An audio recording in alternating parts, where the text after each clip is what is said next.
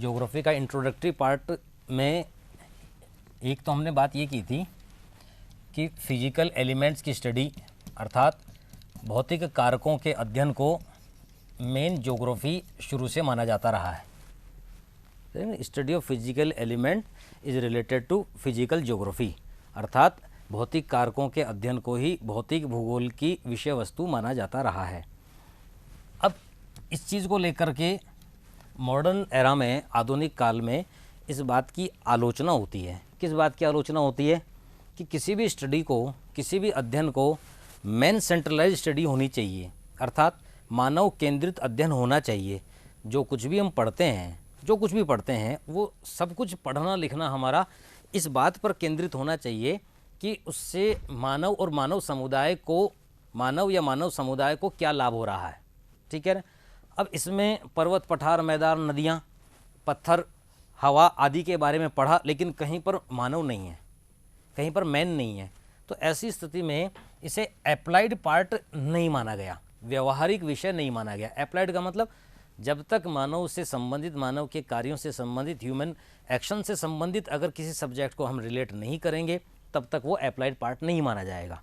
तो इसे अव्यवहारिक विषय के रूप में करार दे दिया गया। इस आलोचना से बचने के लिए जो महान भूगोलवेता हैं, ज्योग्राफर्स हैं, उन्होंने एक अप्लाइड ब्रांच शुरू की जिसे हम कहते हैं interrelation between man and nature, अर्थात मानव और मानव के कार्यों, interrelation between man and nature, मानव और प्रकृति के अंतर संबंधों का अध्ययन।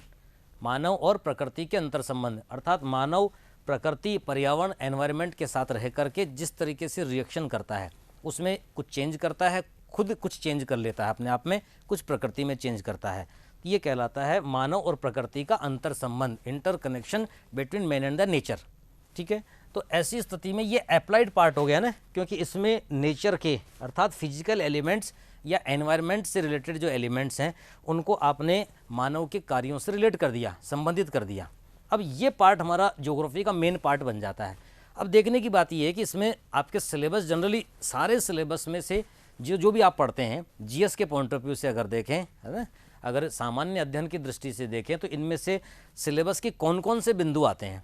तो हम कहते हैं कि भाई फिजिकल ज्योग्राफी में पृथ्वी, अर्थ के ऊपर, पृथ्वी के ऊपर जो कि स्फेरिकल अर्थ है, गोलाकार, मंडलाकार स्फेरिकल अर्थ है, इस अर्थ या पृथ्वी के ऊपरी भाग में जो पर्वतीय पठारी भाग, जिसे आप कॉन्टिनेंट पार्ट कहते हैं, महाद्वीपीय हिस्सा कहते हैं, अगर अर्थ को हम एक ऑरेंज की तरीके से लें, एक संतरे की तरीके से लें, तो ऑरेंज का जो ऊपरी छिलका होता है, uppermost part of the earth is known as crust, यानी पृथ्वी का सबसे ऊपरी भाग क्रस्ट कहलाता है।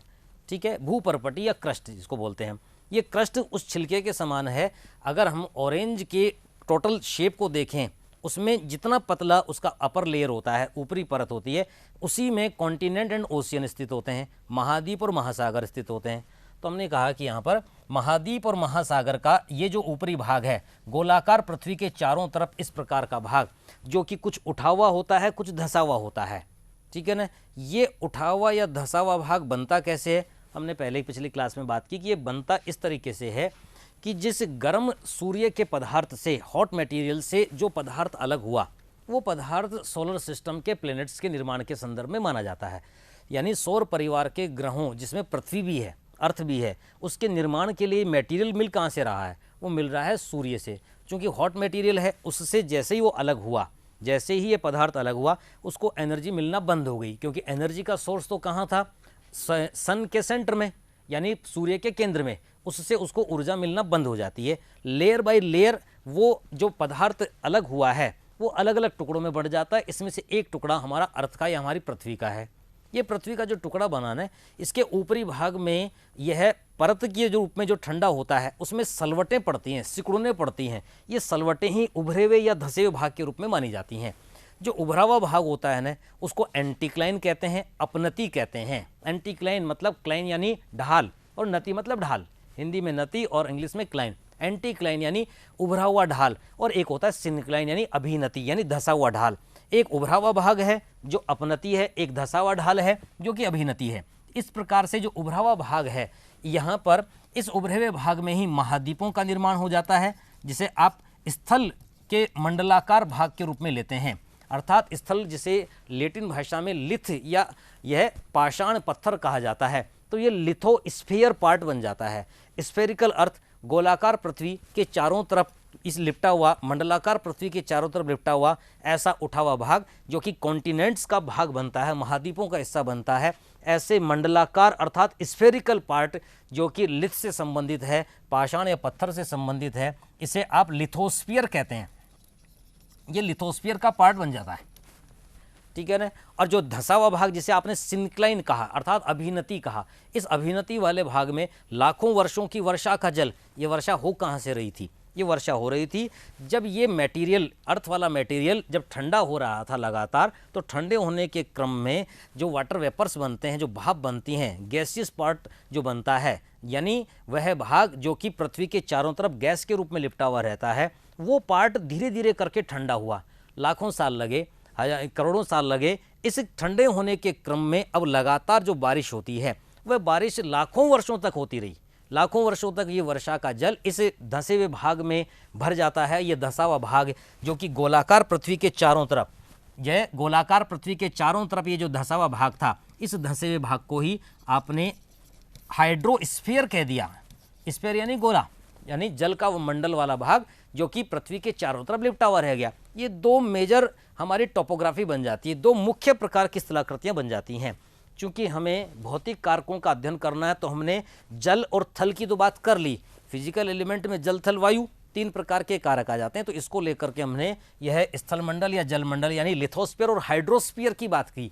फिर हमने कहा अत्यंत हल्के प्रकार के ऐसे पदार्थ, बहुत लाइट मटेरियल जो इतने हल्के थे, कितने हल्के थे कि वह न तो पृथ्वी पर आकर के ग्रेविटी के कारण से बैठ पाए, ठीक है ना, न इतने भी हल्के नहीं थे कि पृथ्वी की ग्रेविटी से फ्री हो गए।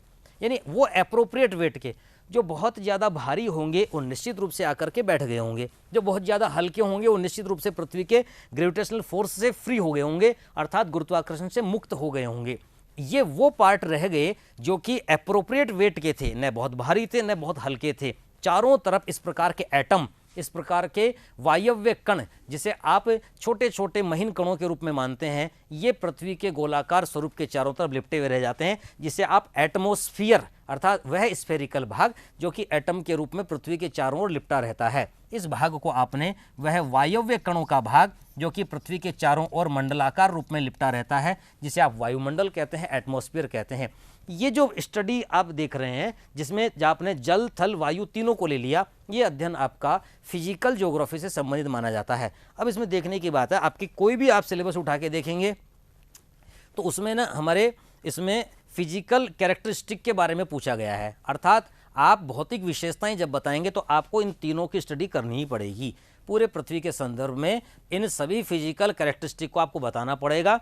तो यहाँ पर इन तीनों से संबंधित एक बात और ध्यान रखने की है कि भौतिक भूगोल में फिजिकल ज्योग्राफी में एक और इस प्रकार का विषय शामिल है जो कि इन तीनों का मिला जुला क्षेत्र होता है, जहाँ पर किसी भी प्रकार का जीवन संभव होता है, अर्थात जहाँ पर किसी भी तरीके की यहाँ पर लाइफ या बायोटिक प्रकार के मटेरियल के निर्माण की दशा बनती है। इसे आप जैविक यानी बायोस्फीयर यानी मंडल कहते हैं, अर्थात ये जैव मंडल का पार्ट कहलाता है। तो बायोस्फीयर कौन सा पार्ट हुआ? वह हिस्सा जो कि कुछ ऊंचाई पर यानी वायुमंडल में कुछ ऊंचाई पर 15 से 20 किलोमीटर और कुछ गहराई में, गहराई कहाँ पर, चाहे वो यह पाषाण या पत्थर वाला हिस्सा यानी स्थल वाला भाग हो या चाहे वो जल वाला भाग हो, इन दोनों से संबंधित कुछ गहराई वाला हिस्सा 15 से 20 किलोमीटर का या 15 से 20 किलोमीटर ऊंचाई का, टोटल जो एरिया हुआ जिसकी रेंज जिसे परास कहते हैं, ये रेंज लगभग 30 से 35 किलोमीटर की हो जाती है।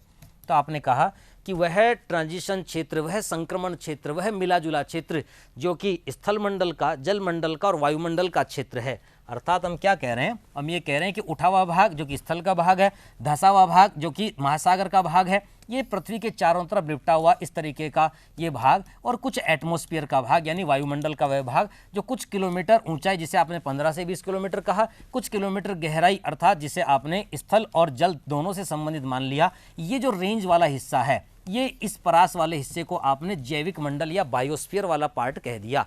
यानी इतनी ऑक्सीजन की मात्रा यहाँ पर होती है कि अति सूक्ष्म प्रकार के जीव से लेकर के, यानी माइक्रोबैक्टीरियल ये जीव से लेकर के विशालकाय प्रकार के जीव जहाँ पर जीवित रह सकते हैं, इस भाग को बायोस्फीयर या जैवमंडल कहा जाता है।